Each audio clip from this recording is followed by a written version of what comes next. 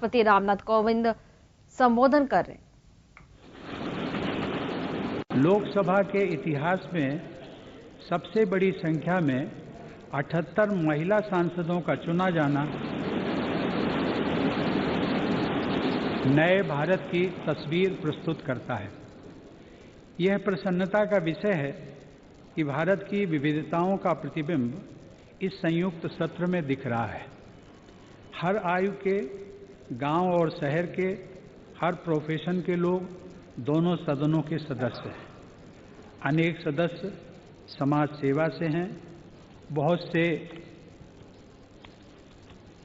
सदस्य कृषि के क्षेत्र से हैं, व्यापार और अर्थ जगत से हैं, तो अन्य बहुत से सदस्य शिक्षा के क्षेत्र से हैं, लोगों का जीवन बचाने वाले मेडिकल प्रोफेशन से हैं, लोगों को न्याय दिलाने वाले लीगल प्रोफेशन से हैं, फिल्म, कला, साहित्य और संस्कृति के क्षेत्रों में अपनी पहचान बनाने वाले सांसदगण भी यहाँ उपस्थित हैं।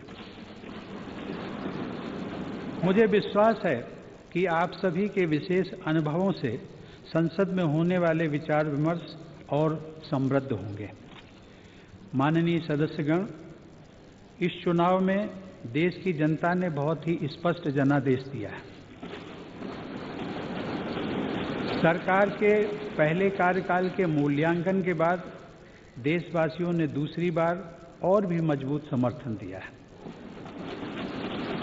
ऐसा करके देशवासियों ने वर्ष 2014 से चल रही विकास यात्रा को अब बाधित और तेज गति से आगे बढ़ाने का जनादेश दिया है। वर्ष 2014 से पहले देश में जो वातावरण था उससे सभी देशवासी भली भांति परिचित हैं। निराशा और अस्थिरता के माहौल से देश को बाहर निकालने के लिए देशवासियों ने 3 दशकों के बाद पूर्ण बहुमत की सरकार चुनी थी। उस जनादेश को सर्वोच्च मान देते हुए मेरी सरकार ने सबका साथ सबका विकास के मंत्र पर चलते हुए बिना भेदभाव के काम करते हुए एक नए भारत के निर्माण की दिशा में आगे बढ़ना शुरू किया।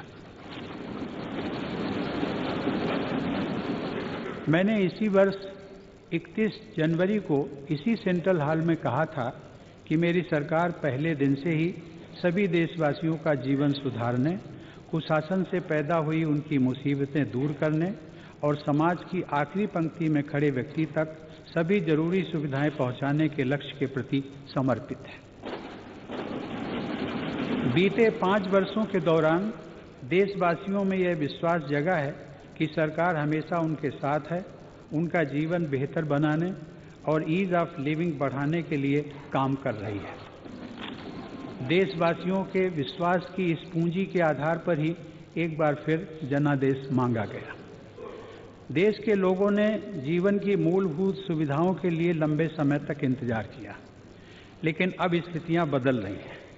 मेरी सरकार जनसाधारण को इतना सजग, समर्थ, सुविधा युक्त और बंधन मुक्त बनाना चाहती है कि अपने सामान्य जीवन में उसे सरकार का दबाव, प्रभाव या अभाव न महसूस हो। देश के प्रत्येक व्यक्ति को सशक्त करना मेरी सरकार का मुख्य ध्येय है।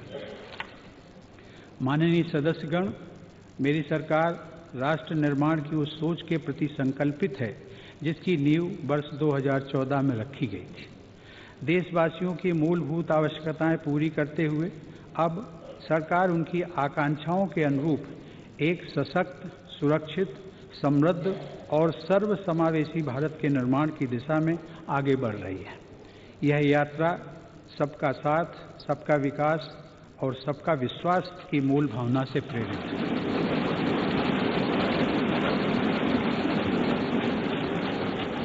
नए भारत की यह परिकल्पना केरल की महान आध्यात्मिक विभूति, समाज सुधारक और कवि श्री नारायण गुरु के इन सद्विचारों से प्रेरित है।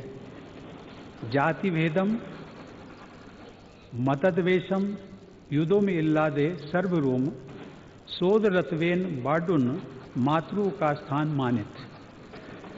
अर्थात एक आदर्श स्थान वो है जहां जाति और धर्म के भेदभाव से मुक्त होकर सभी लोग भाई भाई की तरह रहते हैं। 3 सप्ताह पहले 30 मई को शपथ लेते ही सरकार नए भारत के निर्माण में और तेजी के साथ जुट गई।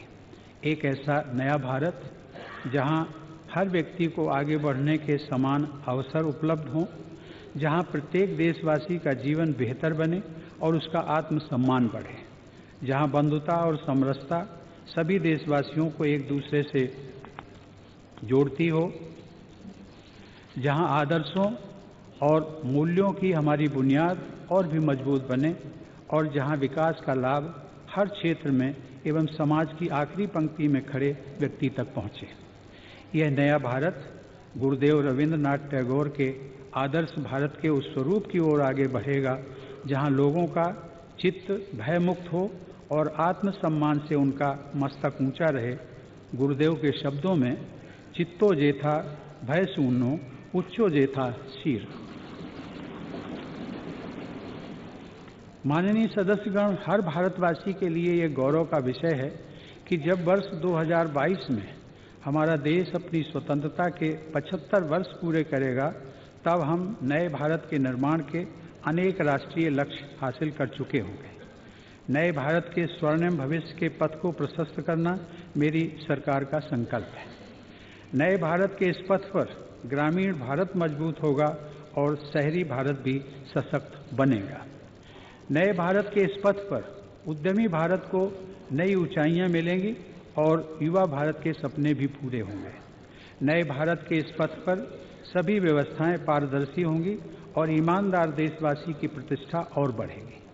नए भारत के इस पथ पर 21वीं सदी के लिए इंफ्रास्ट्रक्चर तैयार होंगे और शक्तिशाली भारत के निर्माण के सभी संसाधन जुटाए जाएंगे। इन्हीं संकल्पों के परिप्रेक्ष्य में 21 दिन के अल्प समय में ही मेरी सरकार ने तेजी से किसानों, जवानों, विद्यार्थियों, उद्यमियों, महिलाओं तथा समाज के अन्य वर्गों के कल्याण हेतु कई फैसले लिए हैं।